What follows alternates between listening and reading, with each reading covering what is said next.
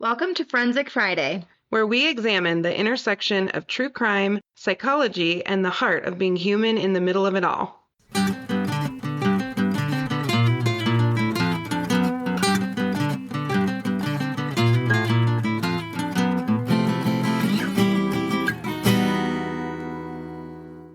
Grace is so funny. Yeah. I got home and she was like playing in her crib, so I went down and said hi. Oh, was she so happy to see you? Yeah. Well, she loves Mama. I have to tell you the funniest thing. So Bear, I was gone over the weekend and I came back on Sunday and he just was acting like pissed at me, like kind of avoiding me. And I was like, what is going on? Because I you think left him for 2 days. Yes, he was mad. He was a little mad at me for leaving. So he's back to his normal self. Honey was so sweet to Gare when he had the stomach flu. She just like laid in the bed with him and was real worried about him. And Aww. Bear's just giving little brother energy at all times, all over the place. Like, screw you, Mom. You left me here. Yes. And then Mac, I told you this earlier, but Mac and I spent the weekend together at my parents, and he was like, you need to go to bed, Mom, and you shouldn't be watching screens. It's not good for your brain. Remember, like dopamine. I'm like, child of mine, you're not wrong. Child of mine. Also, mommy's stressed. Let me do my thing for a minute. Let me watch my shows. I have a grown-up brain, But I did not catch the stomach flu, knock on wood. So I'm just powering through. Can you believe how many times I have not gotten what's going around? I'm very happy about this. Yeah, good job. Okay. Do you want an outline of this? Yes, that would be good. Then I have like some idea of what's happening. But I will not get ahead, I promise. Okay. And I'm closing all of my windows except for the Michigan game. We're recording this on Monday night, and Michigan currently is winning by 10 points. So if I can tell that you are not paying attention, I'm going to call you out. I'm going to pay attention. I'm going to pay such good attention. You just might see my eyes occasionally go, ooh, what's the score? What's the score? But I will be totally present. That's the only tab open. Promise. Like, why is my screen so dark? Because I'm old. The eyesight has hit you too, huh? The eyesight fairy when it's like, oh my God, I'm old. I used to be able to look at my screens all like my phone screen with the thing all the way down. Oh my gosh. And I'd look at my screen like that. Preston was always like, why do you do that to your eyes? And now there's no way I could do that. Oh no, everything's on full brightness at all times. Gare doesn't need that yet though. It's really mostly me who needs it, but I'm like, why is there no lamp on? I was watching TV with my parents. I'm like, we got to turn a light on. And they start laughing because that used to annoy me so much when my parents were like, I got to turn a light on. I'm like, for what? We're watching a movie. Now I get it. Yeah, no, I get it too. Literally cannot see. Sorry, Mom and Dad. You're not wrong. Oh, I know. The older I get, the more sense you make, Story of my life. So I have a funny confession. What's your confession? So you know how I'm a 95%er? Yes, I do. We just finished taking down the last 5% of Christmas. Oh, there's a judgment-free zone. Although I will say April's pretty intense, but I think I've waited longer before. Oh yeah, I've waited longer, but what was the last piece? What was the last vestige of the Christmas? stuff outside? Everything inside's been put away. That's really funny, actually. It was the big red bow. Outside. Yeah. And then these little lanterns that we could pull off without. Like they don't necessarily super look like Christmas, but if you look close, they do. And then the little Christmas tree and presents that we had outside. Yeah. One of the presents flew into our little window well. And I was like, it's time. It's time. This is a sign from the universe that Christmas is coming down. I had to crawl into our new from when Grace was born, window well that, for the egress window. Oh, yeah. I don't want to crawl into one of those again. No, because spiders and... Yeah. Oh, nope. No. Yeah. My dad, we had the window wells. And my dad insists, first of all, happy birthday, Brian. He turned 70 today. We're recording Monday. Birthday. Happy birthday, Brian. You're a gem of a human. Gem of a human, one of the best men in the entire world, if not the best. I mean, he is up there with my amazing husband and And my dad. your dad and your amazing husband. Like we really do have some top shelf human beings, you know? We do. But he just still insists on doing quite a bit himself. And he would jump in those window wells when he was a little bit younger. And I just remember the crap that he found. He found a snake one time or like mice get stuck. I mean, it's just bad. So I would never jump in a window well. Yeah. You know, you could have Yeah. just kept the bow for Gracie's birthday. Well, I'm gonna put something else out there because the bow is red. Mm-hmm. Christmassy. Because So what's the theme? I feel like I need to be on point. Is there a theme? No, you know me. I'm like a color person. I know. So I think I'll send you the decorations. I'm thinking I'm such an idiot. Oh no. Well, I was looking at like Amazon the package deals. Yeah. It's like it all comes in one. Yeah. So I found this really good package. I don't even want to tell you. Oh no. This is the reason I'm the one who hit submit on the crime This drama. is like the ops versus the oops. Oh no. It's the no. It's like the ops versus the oops, like I just couldn't figure something out. 100%. So I'm looking at these things and I'm like, what the fuck does this say? And I literally No, was you got like, it without knowing what it says? no, I didn't buy it yet. Oh, okay. But I was trying to figure it out because I just kept looking at the word and the word said Durful, but then it had the number 1 above it. Oh no. So it's wonderful. Oh, I'm like Durful. No, this took me like a good hour. And yeah, so that's a lot. That's I weird. texted the package thing to my mom to be like, what do you think of this? But then I literally in my text was like, I don't understand why it says Durful. And then and then that's when I realized it. And I was like, and then I was like, oh, wonderful. Wonderful. And I was like, and so all I sent my mom back like maybe 2 minutes later. I was like, oh, envy. I'm like, never mind. I figured it out. And she just sent a weeping face. I was like, okay. That's actually pretty funny. I know. She's like, you got it? Did we tell the op story on here? I don't remember. I don't think we did.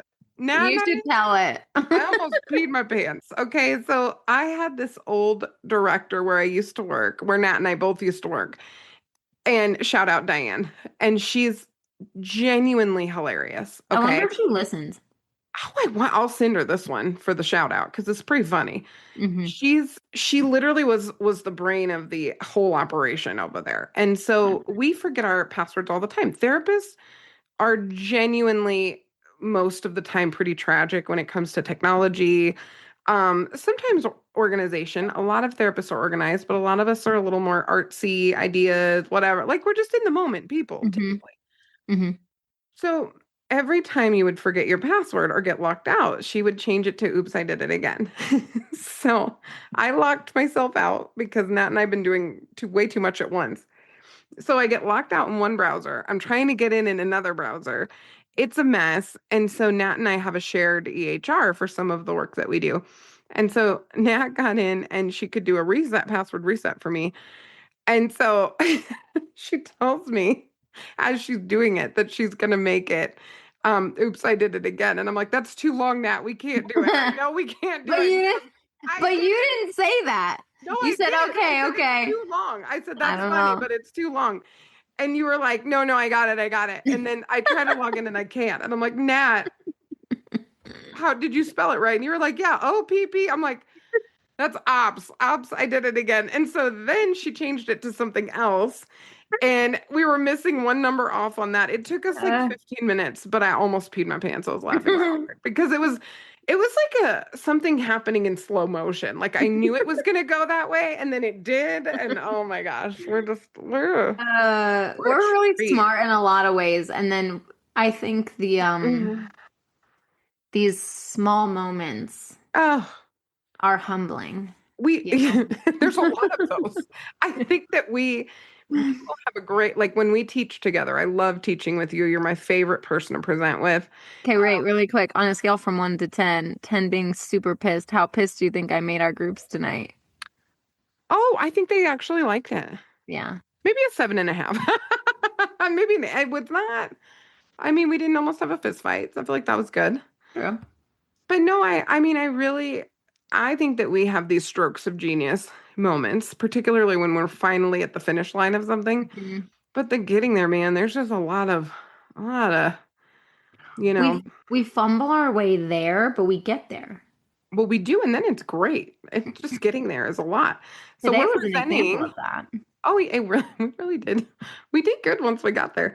I think that this summer is going to be really fun because we're presenting. Garrett just found out he's presenting when he got an email that the presentation was accepted. He and I are presenting on AI, and you and I are presenting on working with high risk offenders and being effective, which I'm really looking forward to. Mm-hmm. But you got a doozy of a case today. I know. So Dude, I'm like ready. Case is crazy. I know. Crazy. Crazy. Didn't you say you told Preston and he was like, oh my gosh. Yeah, no, he was like, that's nuts. Yeah, no, this case is crazy. If you want to go watch the documentary, it is on Netflix. Okay. Hold Oh. on. I gotta go get the name of it because it's called. You don't want to be like me and say the wrong name and the wrong platform? Correct. No. Oh my Love you to death, and also. No, you're not wrong. So it's on Netflix, and it's called "The Truth and the Tragedy of Moriah Wilson."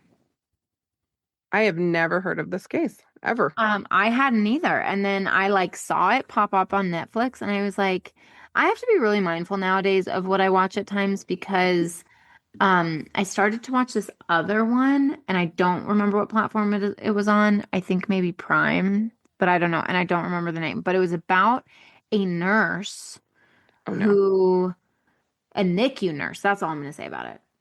Oh yeah, absolutely not. No. Yeah. No, I watched about 2 minutes, and I was like, yeah, no, I can't do this. Nope, we're not doing that. This will not be good for my mental health. So I listened to music while I worked out instead of watching a documentary. But yeah, no, I didn't even watch enough of it, but I guessed enough. And I mean, I watched, like I said, a couple minutes, and it said, what this nurse was arrested and convicted for. And I was like, yeah, we're not doing this today. For my own sanity. But this was one that I was like, I'm really intrigued by what happened here. And I'm going to get into that. You ready? I'm ready. I'm so ready. Okay.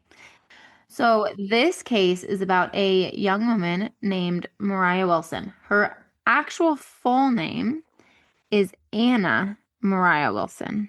Okay. She just went by her middle name most of the time, but it's more specifically Mo. Oh. I know. Mo. So she was born in a small town called, I think, Littleton. Here in Colorado, it's Littleton. Yeah. Littleton, New Hampshire.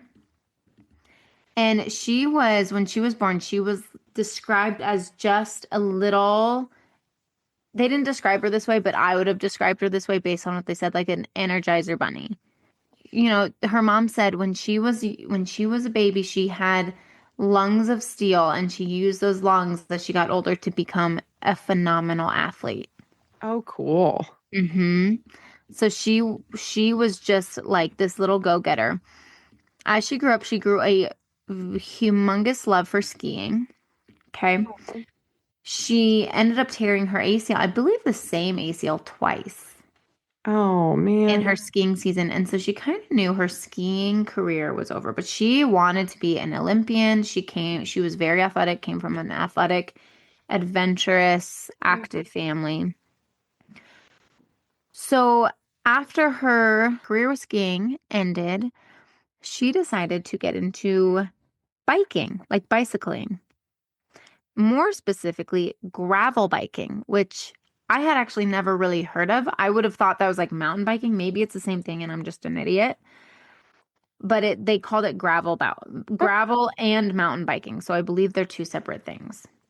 Well, I would think it'd be very hard to ride your bike in gravel. Yeah. Yeah. Yes. Everyone loved her. Loved, loved, loved. Through this documentary that I watched, I believe she kept a diary or a journal of just her thoughts because, a voiceover was reading some of the things that were directly from her. So I do believe they were reading from a journal of hers. Yeah. She wanted to live by, like, having everyone know who met her, basically, that they are so valued and, like, just loved. So she did not want anyone to be able to have a negative experience with her or to be able to say a negative thing. Oh. I know.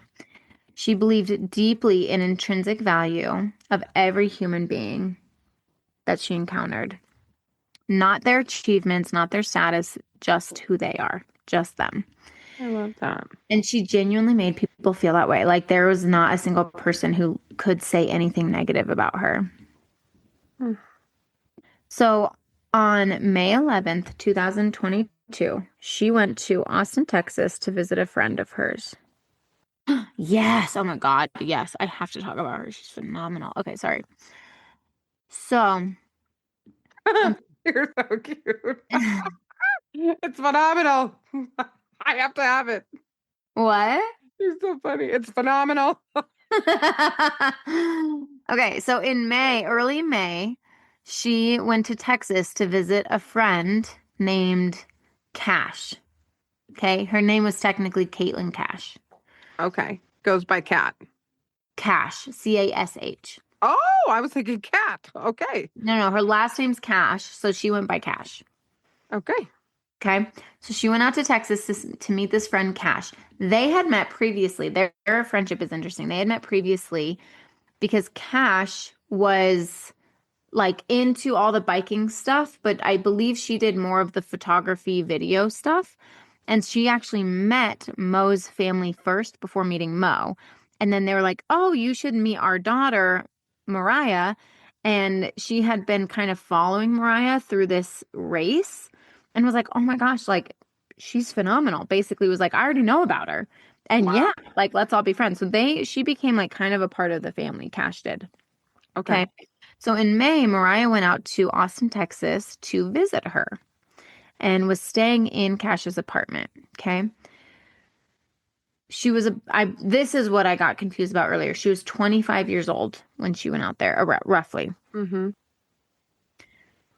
On May 11th of 2022, in Cash's apartment, she was killed by 3 gunshot wounds. Oh, no. Okay. So a little bit of the story. There was someone else in Austin, Texas that she was eager to see. His name is Colin Strickland. So to understand what happened to Moriah, you need to understand the world at which she was involved in.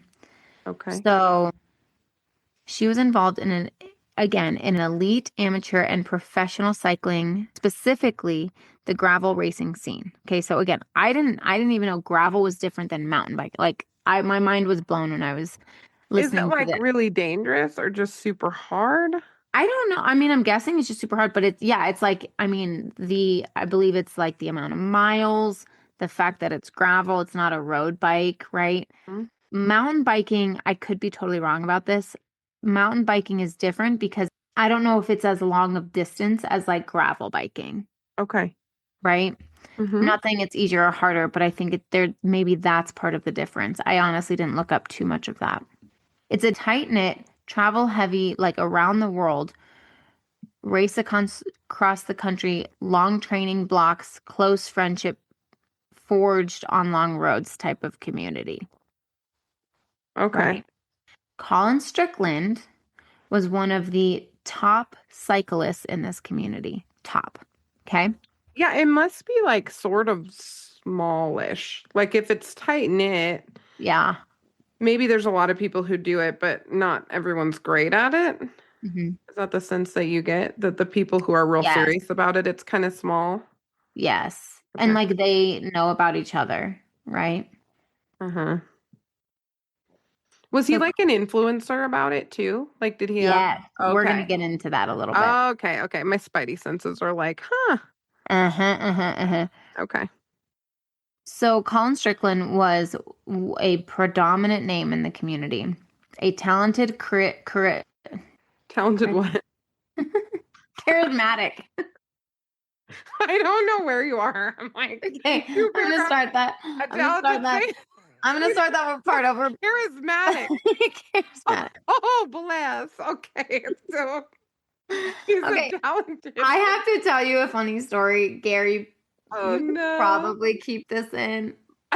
Maybe take out the part of me struggling with charismatic. I don't know. For our listeners, hopefully Gare edits some of this out, but I was just struggling with a word, and I'll say it in a minute, but it reminds me of a story of Preston. Oh, no. Before I met him, but he told me this when we were dating. he would read, I'm so sorry. He would read, and he could not figure out when he was when he could not read the word chaos. And so he would just sound out the word chouse. He'd be like, chouse. All I wanted to do all day today is record with you, and that was a blessing. Thank you for that, Preston. Oh, so then whenever we went to church, when we had just met, there's a song that has the word chaos in it. I can't remember the song. But we would just start laughing because I knew that story. And then we would both just be like, chouse. We'll be right back.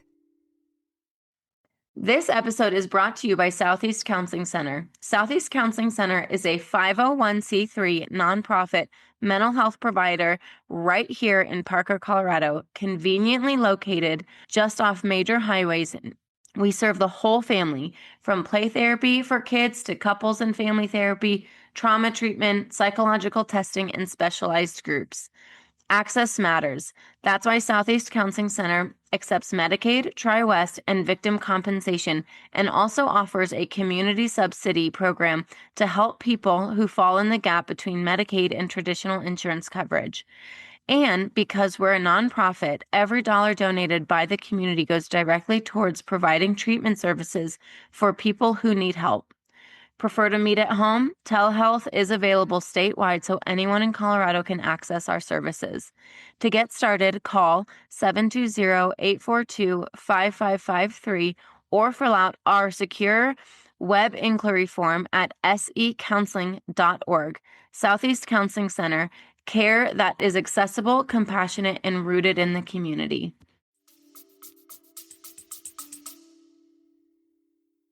Sometimes words look weird. They do. That's what I try to spell on a whiteboard. Like sometimes it's like really hard. Oh my God. Even like the smallest words. I'm like, this looks weird. I'm kidding. Charismatic got away from you tonight. That's okay. It's been a long day. So for our listeners, I was struggling with the word charismatic. I was sounding it out, and I was like, this is not it. I know I know the word in my head, but I can't say the word.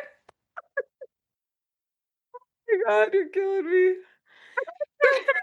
So what you're saying is he was charismatic. Yes. Oh, so okay. So he was talented, a charismatic cyclist with a strong competitive record. So he was literally one of the top. Okay.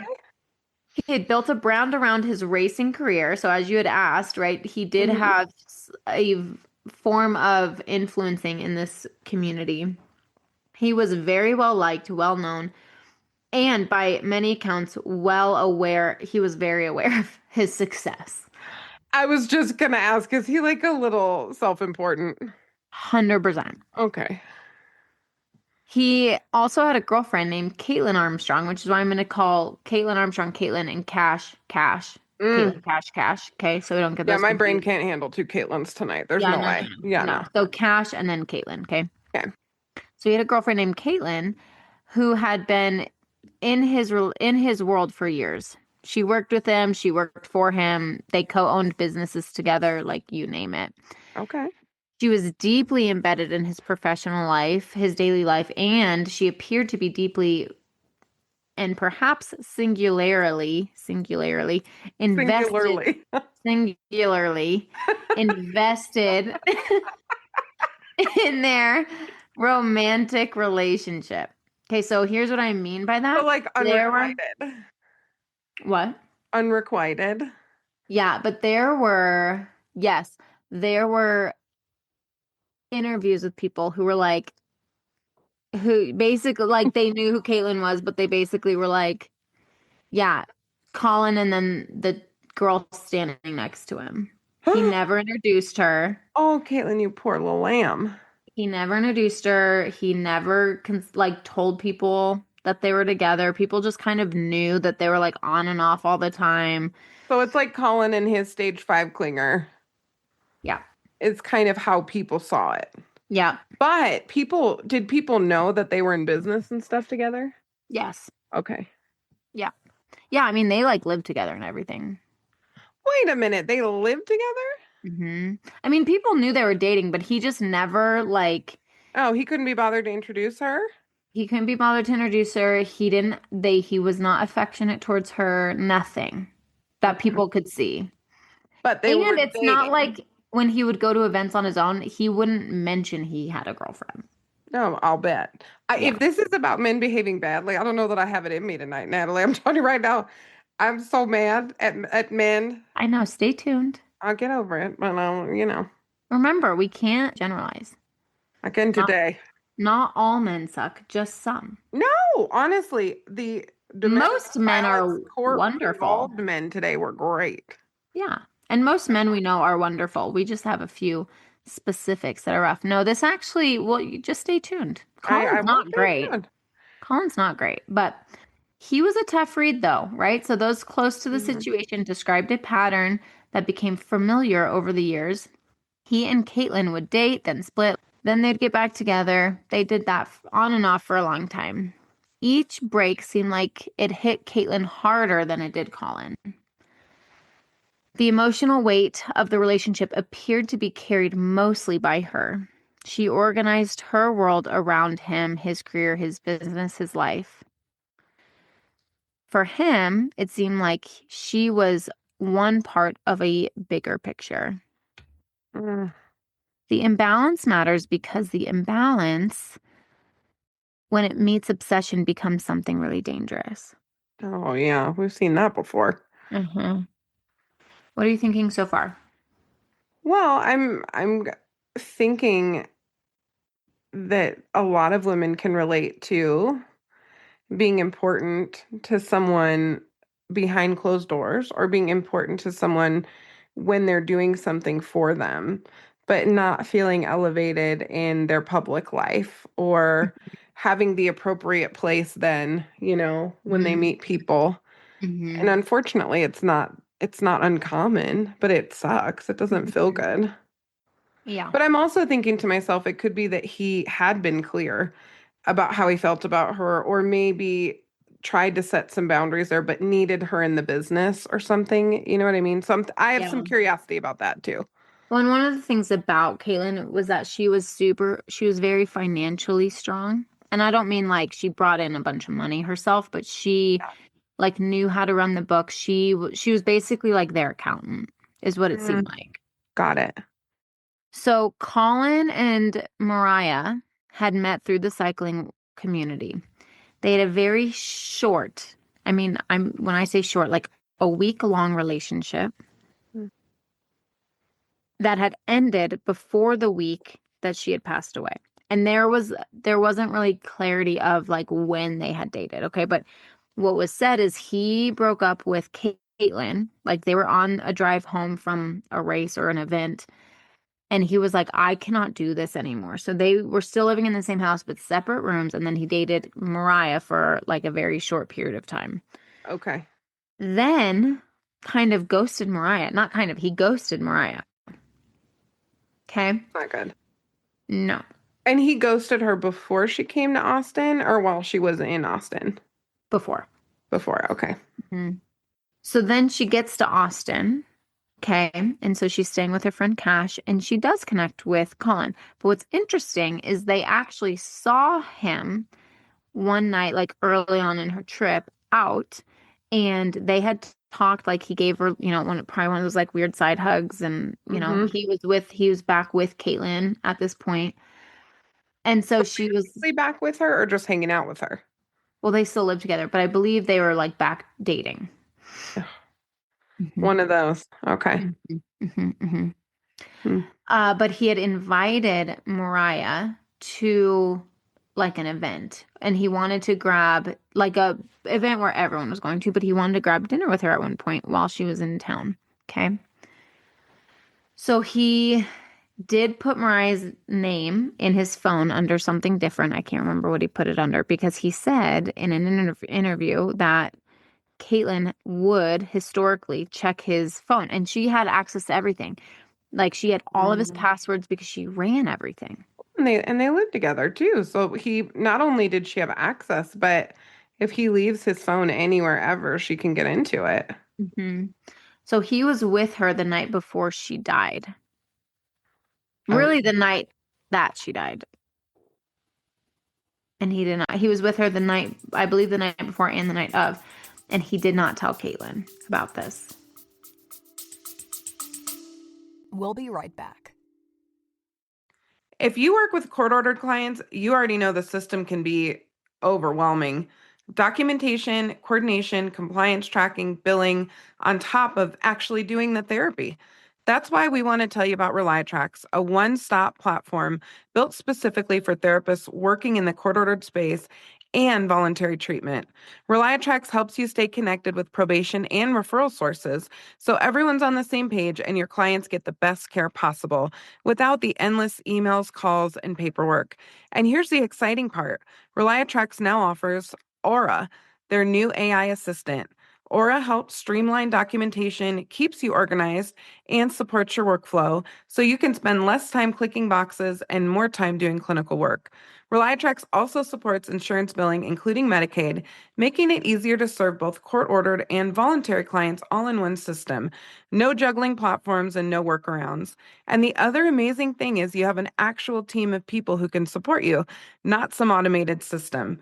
If you're looking for a smarter, more efficient way to manage compliance, communication, and care, Reliatrax was built for this. Check out Reliatrax and see how it can support you, your clients, and the systems you work in without burning you out. You can go to www.reliatrax.com to get started. Also, okay, not to make an assumption, allegedly, this isn't the first time he's put a girl's name in his phone under a different name. 100%. You know what I mean? So it's like, sir. Or that he didn't get caught talking to someone else before, and then that's why he learned that he had to put other people's name in his phone under a different name. Oh, 100%. And I am not endorsing looking through someone's phone. I'm just saying, that kind of behavior is, What are you thinking about Colin so far? Besides that, like, do you have any suspicions? What are you thinking? I don't know, because I'm being very disciplined and not look ahead. I think that he could potentially be the kind of guy that, like a Dakota. I mean, we just talked about Secret Lives of Mormon Wives. I could see if he's dependent on this person who may be running things behind the scenes, and it's this on again, off again, but non-committal mess. That is crazy making to be in it. So I'm imagining Kaitlin's probably pretty angry, particularly if she has had this kind of an interaction before with Colin. And he sounds a little messy. He sounds a little messy to me. So what's interesting is when the police officers went to his house the day that they found out, because they found her and then the investigation started. So they went to his house that next day, right? Following, well, he's she died probably that the night. first one. Was he kind of their key, because they had hung out? Yeah. Yeah. So they kept at. So Cash, let me back up a little. Cash was the one who found her. Oh. Yeah, because she was out with right something different, and Mo was with Colin. So Cash comes home and finds her, right? Performs CPR on her because she does exactly what dispatch told her to do. So obviously they questioned her and she kept saying she was here. She like came to see me, but she also is friends with Colin Strickland. So she kept saying his name, like Colin Strickland, Colin Strickland, Colin Strickland. So they go to his house. They question him.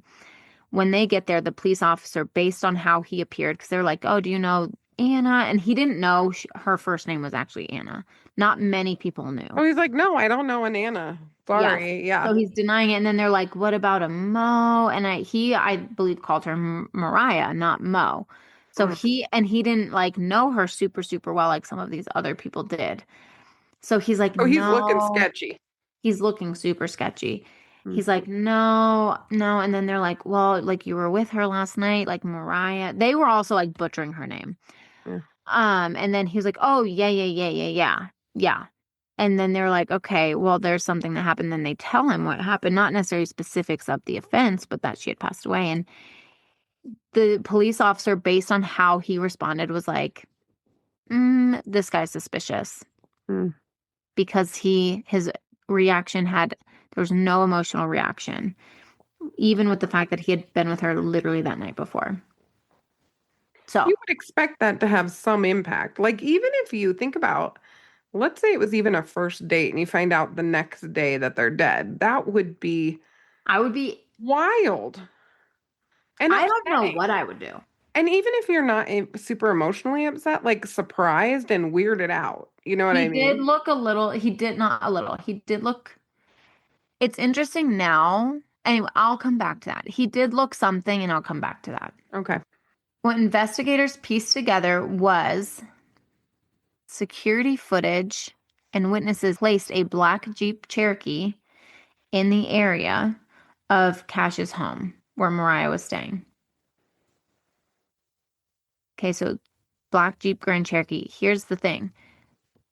Colin picked her up and dropped her off on a motorcycle. Okay, so then they see this black Jeep and they're like, okay, is Colin involved? Is he not? Did he go pick up a black? Does he own a black Jeep? So this is kind of going on, right? So they're trying to make sense of the motorcycle, black Jeep. Did the Jeep stop at Cash's place? She didn't have like a ring doorbell. It was her neighbor. So it couldn't really show where the Jeep had stopped. It couldn't be tied specifically to Cash's, but it was in the area. Correct. Okay. Correct. How big of a window, you may not know this, but how big of a window were they working with from when Colin said I dropped her off to when she was found dead? Like a day. Oh, geez. So they're in the investigation room. Okay, and they're like, hey, man. And there's like footage of him dropping her off and picking her up on that bike, right? Yeah. They're like, hey, man, who owns a black Jeep Cherokee? And he's like, well, we do. And they're like, okay, well, whose is it? And he's like, well, it's my girlfriend's car. This becomes one of the most significant pieces of evidence. Okay? Is the car? Yes. The Jeep? Yes. Okay. And mind you, before she had died, Moriah got a call from a random number, and it was Kaitlin Armstrong. And she said to her, hey, Mo, Colin and I have worked things out, so basically back off. Voicemail or text? She answered the phone. It was fun. So Mo answered the phone and Kaitlin said that. Yes. And we know that from Cash. Like, did she tell Cash about it? She told Cash about it. Okay. That's weird. Super weird. So Mo answers the phone, hello? And then it's Kaitlin on the other side. And she goes, hey, Mo. That's all she said. Not, hey, this is Kaitlin. Hey, Mo. Creepy. Oh, yeah. It's giving, what's that movie? Fatal Attraction. Oh, 100%. 100%. Hey, Mo. Hey, Mo. Hey, Mo. Like Fatal Attraction, this was a warning and basically a territorial claim. Like, back up. He's mine. The boy is mine. The boy, oh my gosh, I have the funniest story about that song. Anyway, I won't say it right now. We've laughed enough. I know. It's such a good song. It's such a good song. Arliss, shout out to you, Arliss, for The Boy Is Mine. Anyway, so that happened while Mo was in Austin. Okay? Mm-hmm. When detectives brought Kaitlin Armstrong in for questioning, the tone was immediately off. She was defensive from the start. Yeah, not like nervous defensive, just defensive. Somewhat frightened energy, but honestly, like very dismissive. Very dismissive. Very guarded. As if she is just managing the situation. She's kind of used to doing. I mean, she manages Colin and his businesses and his whatever. Okay.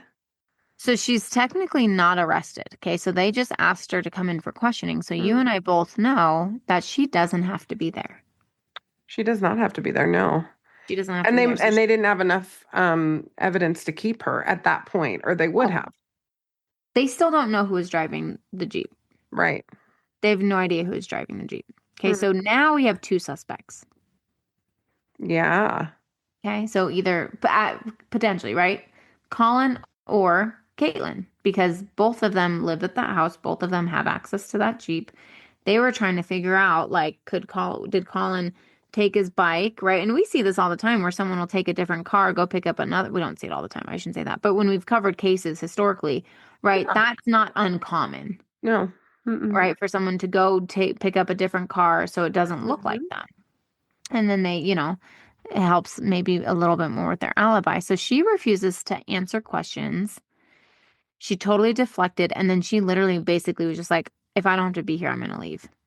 And they're like, well, that's your choice. This is voluntary.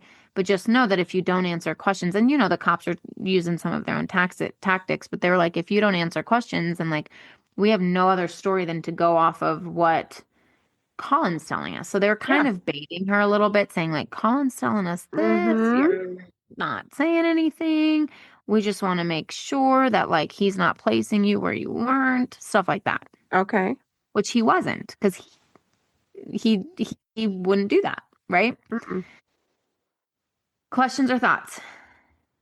No, it's interesting. Well, I'm thinking even when you're talking about the tactics, I just got this book. It's a newer book called Rapport.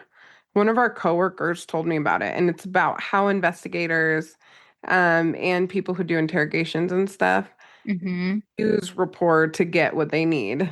And it's very interesting. So I'll show that to you later. Okay. But no, I'm just thinking, Yeah. So a little bit about Kaitlin really quick. Okay. So she grew up in Michigan and fell into the cycling community and essentially worked with Colin. Okay. So she walked out of the police station and just kept walking. She first went to her sister's home, spent some time with her sister. There's pictures posted on social media of her and her sister. Then within days, she left for Costa Rica with her sister's ID. Oh, geez. She had boarded a flight and fled. How quick did she change her face? We're gonna get there, girl. Oh my God. Okay. Fled the U.S. and they were like, what is happening? Like, investigators were like, holy shit, how did this happen? Like, yeah. It almost, you'll have to go watch the documentary. It's like she didn't even go home. She just left and just left. That's wild. So what happens next is literally nuts. So Kaitlin Armstrong totally transformed herself. Investigators would later learn that she underwent plastic surgery while on the run, procedures that altered her appearance to look more like her sister. There's surveillance footage of her, like before some of the plastic surgery, where she changed her hair to look more like her sister's, and then she literally underwent, there's pictures that she took on her phone of her transformation, plastic surgery to look more like her sister. Which she must have done pretty quickly after she talked to investigators, right? Time-wise. Or Mhm. no? Yeah, well, and what's interesting, so her and Colin, yes, her and Colin had gone in on there was some business transaction that was happening. He was like trying to help her invest in something, so he gave her like a lump sum of money. I want to say like 40 grand. So Okay. she had all this cash on her. So she kind of was able to get away really quickly and then start this process. That's nuts. So Yeah. she stole Colin's money essentially too, Stole Colin's money, and went to used her it for her little sister's, transformation getaway. stole her sister's ID, and went to Costa Rica. Crazy. Yep. She lived under the radar for about 6 weeks. She was teaching yoga and kept a very low profile. And it worked for a little bit, but U.S. Marshals were persistent. Mm. Through a combination of tip following, travel record analysis, and old-fashioned detective work, they tracked her down. Kaitlin Armstrong was arrested in Costa Rica on June 29th, 2022. I believe she was like literally teaching yoga when it Also, happened. that's like 6 weeks later. Yeah. She changed her freaking face and went to a country that we have extradition with, Yeah. or she could be brought back. I'm like, girl, go like a country over, and you don't have to come back. Okay. I don't think she was thinking that hard. Well, she thought hard enough to get plastic surgery. I know. Wow. Okay. So then, Oh no. Of during this whole thing, she escapes custody. course she did. There is literally a video of her. So she goes to the hospital because she said something was wrong. Goes to the hospital, literally gets out, and there's like footage of her running away from an officer. It's sad. It's sad. Also, it was one of those moments that I was like,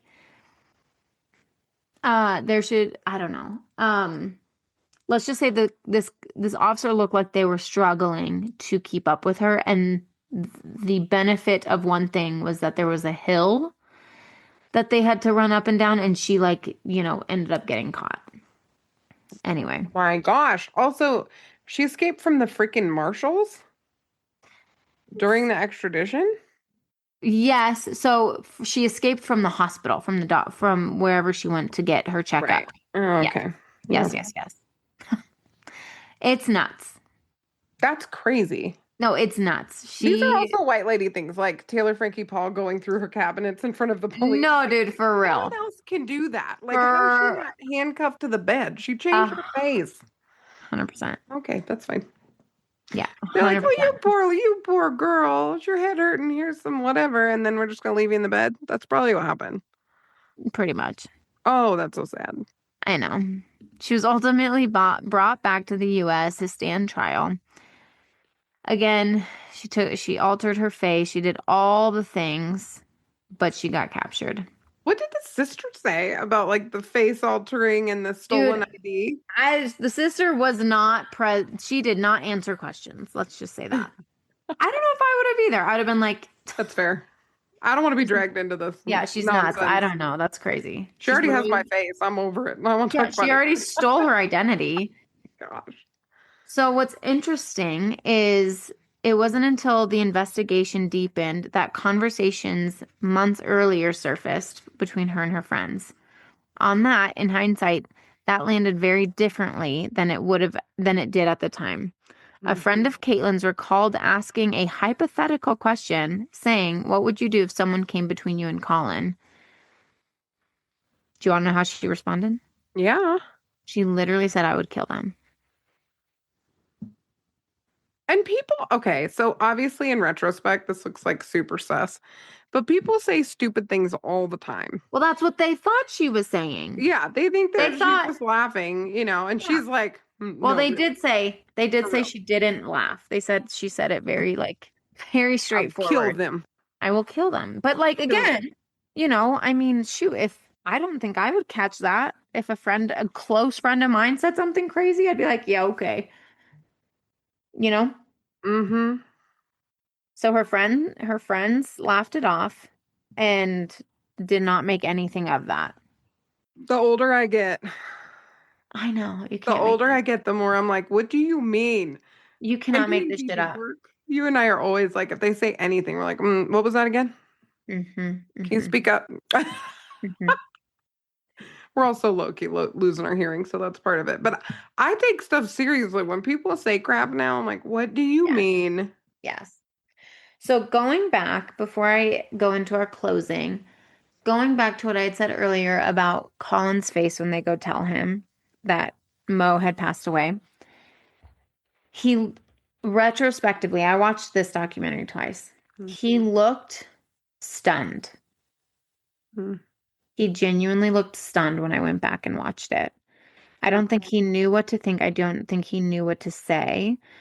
And there was nobody on the face of this planet that wanted her dead. She had no enemies. None.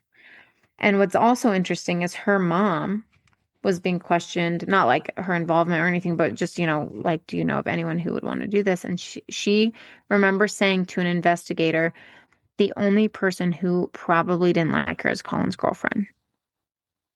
Interesting. Like the only person they could point to.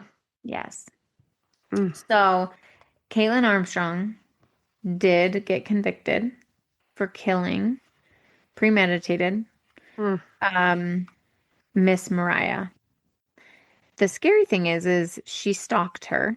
So she knew she had looked in Colin's phone, his messages, found a message with some other woman's name, because like I said, he would change her name.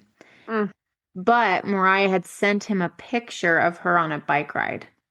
So Kaitlin knew that it was not this other girl, it was Moriah.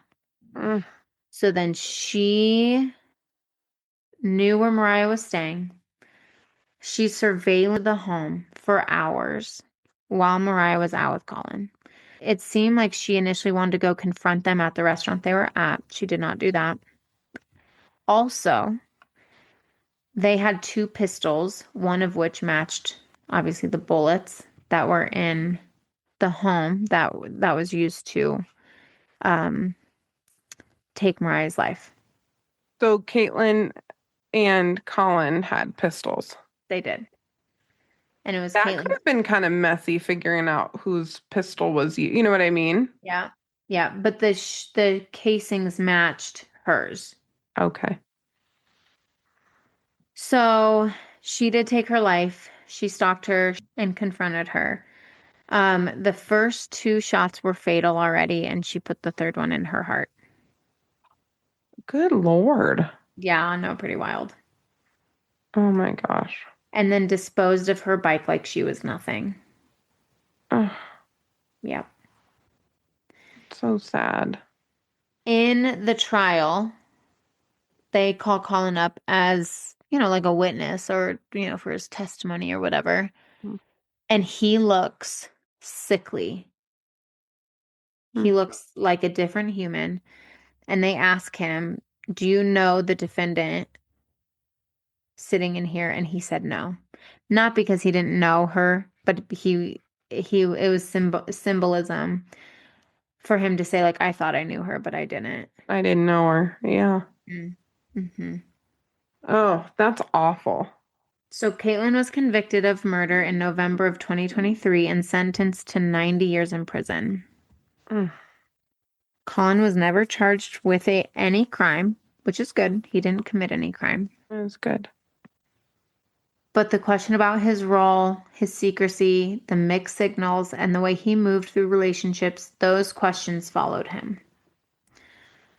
Like, did that contribute to it? Correct. And he's riddled. I mean, they talked to him at the end of this. He is riddled with guilt. He hates that he was ever in that biking community because of what happened. Okay, Collins. We got a heart in there. Oh, yeah. No, here's what I think. Did he feel really stuck with her, maybe? He did. He was really stuck. They had this business together. She, ran his stuff. He was not emotionally invested, but he was really invested in what they had built, and she was invested in all of it. Yeah. So he couldn't extricate from her very easily. Correct. And I think he just didn't know what to do. So he was on and off with her. He didn't really want to introduce her because he just wasn't, he was not interested. I think he wanted freedom. My guess, honestly, and maybe this is giving him too much credit, but I would honestly, if I had to guess, like maybe some level of depression that displayed itself as what other people felt would maybe be like narcissistic, you know? Yeah, well, and he couldn't really break up with her, and men underreport. So she probably was acting pretty scary. He said in the video, there was a point where it showed him breaking down in the interview room, and I can't remember what he was saying. He kept saying something over and over. I think just no, like, no, this can't be like, Yeah. no. I think when they said that they saw a black Jeep, Hmm. there was like part of him that literally could not imagine Kaitlin doing this, and then a part of him that was like, oh my God, what if she did this? Hmm. You know? Yeah.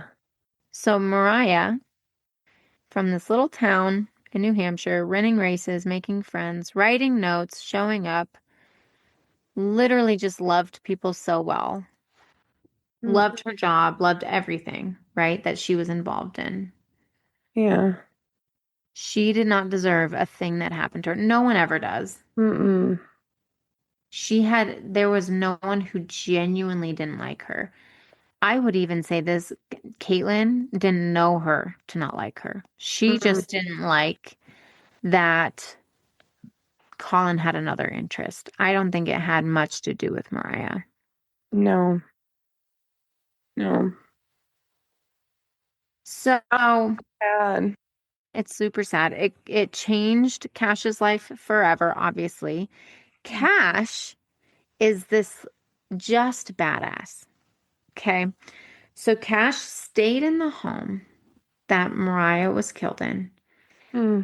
And she said in the video, she said, I think Moriah would be proud of me that I didn't let this stop me.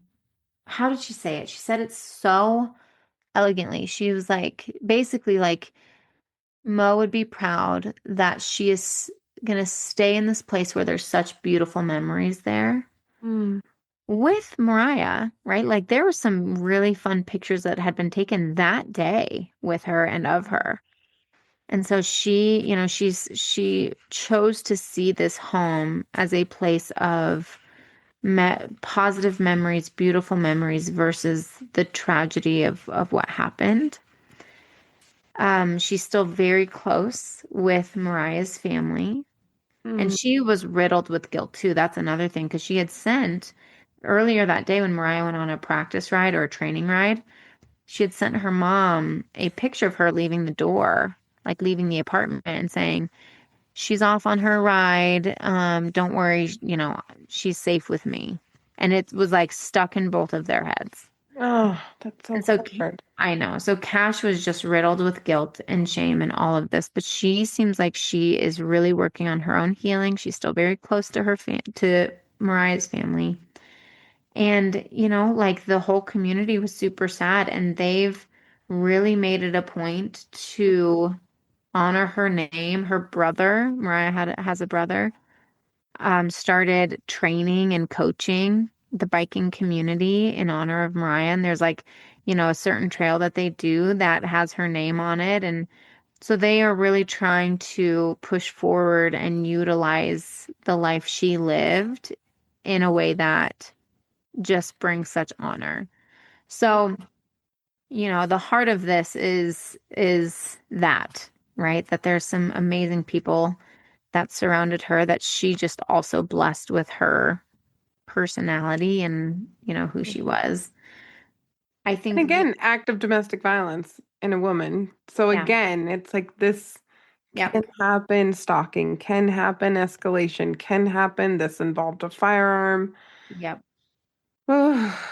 It's it's a good reminder, Yeah. but I'm so sad this happened. What do you think, Janine, about the piece of her changing her appearance? It definitely tugs at the trauma understanding of my brain, where I'm like, wait a minute, this was our first thought. Our first thought was I'm gonna alter myself to look like my sister. It's weird. Like you could do, first of all, if a 15-year-old can get a fake ID, so can you. Like I just don't know that it's that hard. So that feels weird to me a little bit. But I also don't get the sense that this person was in their right mind. Like capable, but sick in a personality functioning kind of way. You know, and that's a tough one because you can pay your bills, you can build a business, you can do all this stuff, but then there's like this, you know, it's like somebody downloaded yesterday the old episode we did of the space diaper episode, the fixation. Oh my gosh, yes. Yes. This feels like that, where it's like, okay, there's some kind of a plan here, but it feels like a lot. There's a lot happening. Well, and if it honestly, I like, you know, when I was thinking of her, I was like, damn, like this chick. I mean, she had a lot of, I hate to put it this way, she had a lot of fight in her, right? Like she's like, yeah, basically F you to the cops, walks out, literally just leaves like that day. Yes. Yes. Or the next day, right? Like leaves relatively quickly and just leaves her life. It's like you did all this for a dude and then you leave. Well, that's the other thing that's very weird to me that feels off. Yeah. He didn't go running into his arms like, this is so stressful. I can't believe they're even talking about this with me. She did this and then dipped. Yes. Like she did all this to keep her relationship with Colin and then literally just left. Well, it's riddled with impulsivity. So it just makes me feel kind of like, you know, this is an impulsive piece. Now, we do sometimes see this kind of a pattern with female psychopathy. And I literally know nothing. I know nothing about this case and I don't know anything about Kaitlin's background and trauma or anything like that. So this is in no way a diagnosis. It's just interesting. This is a high level of impulsivity, particularly in a female. So to have this level of an impulsive reaction, the call, the warning, going over there stalking, and then dipping, that's just very interesting. Like we don't see that in women very often. Yeah. And it's super ballsy to use a firearm and then dip to a foreign country and then try to escape from the hospital. Like all of those pieces are just, we don't see them in women quite as often, you know, but wow. Yeah. Yeah. You know? Yeah. No, it's pretty wild. What a sad story. I know. The Wilson, so her family, Mariah's family, it did file a civil wrongful death lawsuit against Kaitlin. Yeah, but they ultimately asked that the jury determine the full value of the extent of damages. So like, you know, they were trying to get some level of justice for the loss, but there's never any justice in these situations, you know? So they were unable to get any money or anything? So yeah, so no, to answer your question, they did get money. So the compensation that they were really asking for was to cover the burial and funeral expenses as well as emotional damages they suffered as a result to Mo's death. The lawsuit also will prevent Miss Armstrong, Kaitlin Armstrong, from profiting financially from her crime. So like, you know how we see like the Wade Wilsons of the world. That should be a given. Honestly, like if I had to sue just for that, was worth 100%. Like any money sent to them gets sent to the victims' families. You don't get to put money on your books or send money to whoever. Buy candy and to get phone time with your crazy. Absolutely no. So on June 17th, the judge ordered Kaitlin to pay $15 million to the Wilson family. Does she have $15 million? Oh, but anytime someone She's sends got her some money though. She does have some money because they own that business. And I don't know what happened with their businesses. It didn't go into that. I'm sure I could look it up, but property like 50%, right? Like 50% of whatever so they own. Actually they might have gotten that money because you know, they had a lucrative business. That's just wild. Yep. That is wild. Well, Mo, I'm so sorry that the world lost you. But what a cool person. What a strong person. I know, she's beautiful. You should And watch it. I love anybody who just wants to be a force for good. Like, I love to make people feel good. I like to smile at people and leave them notes. It just makes me happy. So I know, I that think we is would so have true been about you. buds. You guys would have been. She was sweet. I know, I was thinking about it when they were talking about like she literally said in one of her journal entries that they read, she said something like, I just want I don't ever want someone to be able to have, not even just to not have a bad thing to say about me, but to not be able to have a bad thing to say about me. I was sitting there and I was like, I don't even think that way. Mm. Like I'm like, if they have something bad to say about me, they have something bad to say about me. But for her to be able to say, I don't even want people to have the experience of me to have Well, and something she bad. had me at little notes because this is one of my love languages. And Yeah. Nat will write me a lovely note these days because she knows Sometimes. how much I know, but it's sweet and you do it. But Oh, it is dear. one of the things that There's a means a select lot. few at work. Oh, I know. But Yeah. I kind of can relate to, I think, Mo's desire for people to know how she felt about them too, or what's good about them, or, and I can relate to that. I think that's really, Yeah. we only get a short time on this earth, and it's really precious how she chose to spend hers, you Mhm. know? Mhm. So I love that. And I love that she inspired her friend to honor her memory by Mhm. staying in her place and reclaiming it. And I think that's really cool. Yeah. Yeah. So Well, there's the story. thanks for bringing that case, Nat. That's a really interesting case. I know. We don't hear of cases like this. I mean, obviously they happen, but they're not super, they're pretty rare when it's not a love interest per se, but it's the, you know, Hmm. it's the girlfriend. Fatal attraction. Fatal attraction, 100%. Oh my gosh. Well, thank you guys for joining us. Thanks, Nat, for the case, and we will see y'all next week. As always, Bye, forensic friends. I'm Janine. And I'm Nat. And as always, thanks for listening and join us next week for more crime, psychology, and heart.